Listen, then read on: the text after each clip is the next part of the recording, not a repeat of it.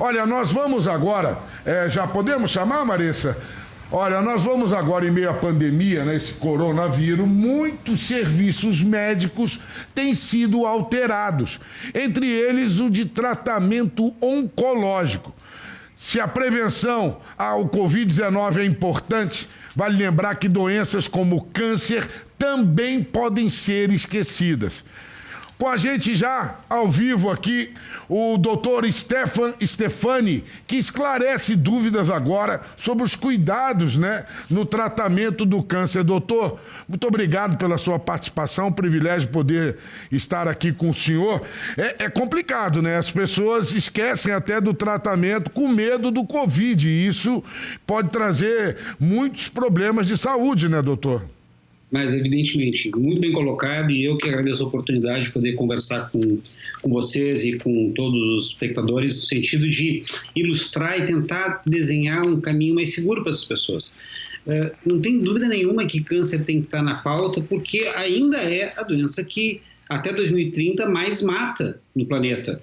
E ainda é muito frequente. Nós temos aí uma população de, para cada 100 mil habitantes, nós vamos ter 500 casos novos por ano no Rio Grande do Sul.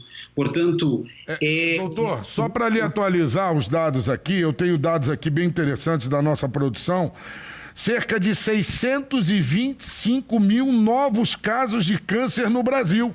Isso é uma projeção altíssima, um número muito alto. E o Rio Grande do Sul está sempre liderando essas estatísticas. De fato que nós não podemos esquecer esses pacientes, eles são muito frequentes, e nós vamos observar uma coisa que a gente chama de uma segunda onda. Qual é a preocupação maior que se tem? Evidente que esse paciente oncológico, ele já está acostumado com a leitura, ele está se protegendo por conta da sua imunidade ser mais baixa. O hábito de lavar as mãos, o hábito de evitar locais de aglomerados, isso é uma rotina para o paciente oncológico. Tanto que, eventualmente, vocês vão ver pessoas, muito antes da pandemia agora, com máscara, pessoas que estão se cuidando para não pegar uma infecção. Esse paciente é mais suscetível. Mas algumas coisas aconteceram. Aquele paciente que não consegue ter uma equação muito clara de quão é arriscado ele se colocar hoje em um ambiente externo, e alguns estão deixando de fazer o que é importante fazer, que é continuar fazendo o seu tratamento, que é continuar fazendo o seu acompanhamento pertinente.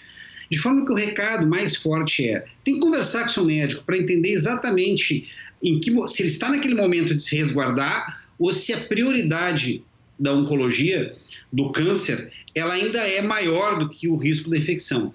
Em medicina, a gente trabalha com essa balança de risco e benefício evidente e, obviamente, nesse momento de pandemia, o risco sempre aumenta um pouco.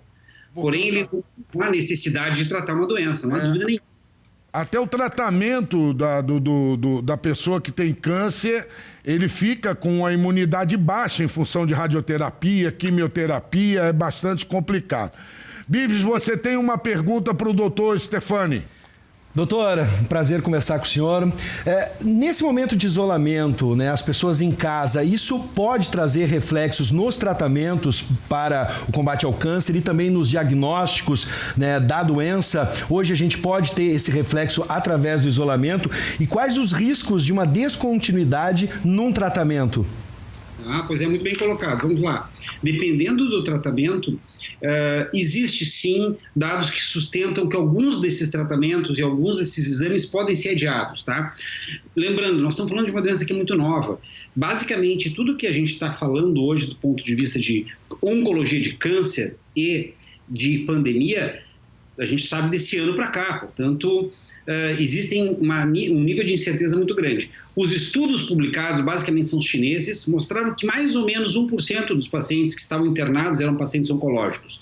Portanto, não é um grupo muito mais arriscado do que o resto. É que esse paciente, ele tem um conjunto de fatores. Ele também é o fumante, ele também tem bronquite crônica, ele também é um paciente com idade maior, de fato que ele agrega um fator de risco. Esse paciente, ele precisa de cuidado. E ele não é pelo fato de ter uma pandemia que ele deixa de precisar de cuidado. Um exemplo prático. Nós sempre recomendamos que todo ano a paciente faça a sua mamografia, o seu exame ginecológico de rotina.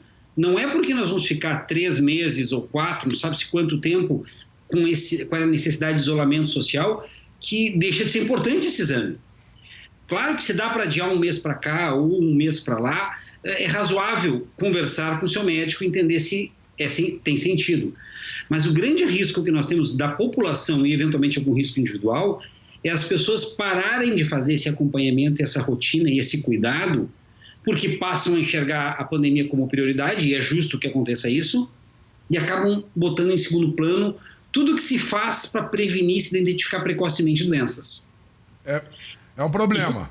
E completando a tua resposta, tem mais um detalhe. Aquele paciente que está em tratamento oncológico ou está em acompanhamento, raramente alguns tratamentos podem ser adiados, porque a doença tem uma agressividade que não quer nem saber se está tendo pandemia ou não, ela vai continuar acontecendo.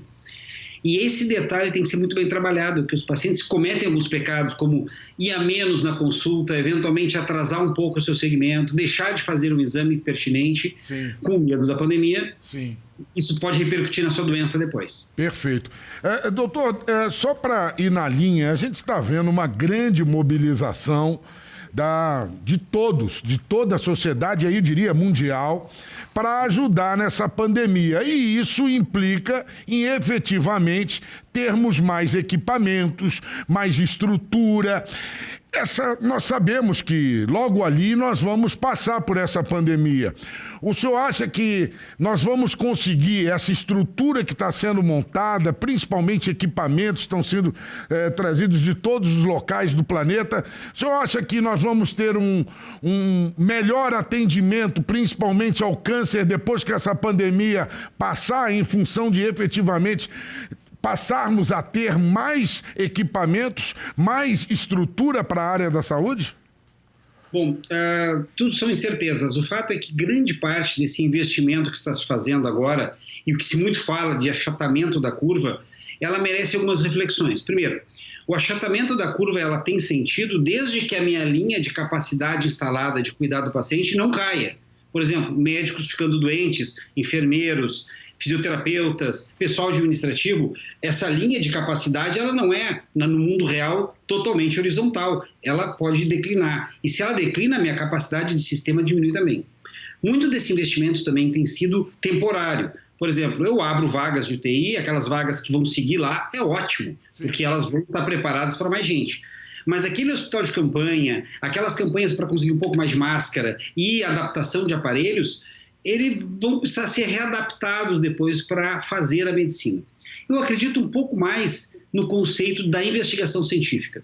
Eu vou dizer que o que fica mesmo não é um aparelho que tem uma meia-vida lá, que depois de 4, 5 anos ele deixa de funcionar da maneira ideal. Mas o que fica mesmo para a nova geração, para o próximo pessoal que vai ocupar, as nossas crianças que vão ser donas desse mundo, que abrem parênteses, felizmente estão poupadas dessa doença de uma maneira geral, o nível de letalidade é baixíssimo nesse grupo. Pois então, esse grupo ele vai se beneficiar muito mais do que está percebendo a necessidade de investigação, de pesquisa, de ter um raciocínio científico e de ter investimento em saúde como prioridade. Essa mudança na cabeça das pessoas, que quando nos tirar da pandemia vai nos devolver para um mundo diferente do que a gente estava acostumado. Um mundo que enxerga os valores um pouco diferente do que até agora a gente realmente enxergava como o mundo que conhecíamos. Verdade. Bives. Vamos lá, doutor Stefano Stefani, muito obrigado pelas orientações, muito obrigado pelas informações e cuide-se. Todos nós. E o recado para todo mundo, vai passar, viu? As coisas vão ficar boas. Não vai ser um passeio, as coisas não vão ser simples, é fato, mas se a gente acreditar que a ciência tem feito o seu papel e a gente está correndo atrás, para a grande maioria das pessoas, isso vai ficar só com uma lembrança de dias ruins. Assim todos desejamos. Mais uma vez, obrigado, doutor.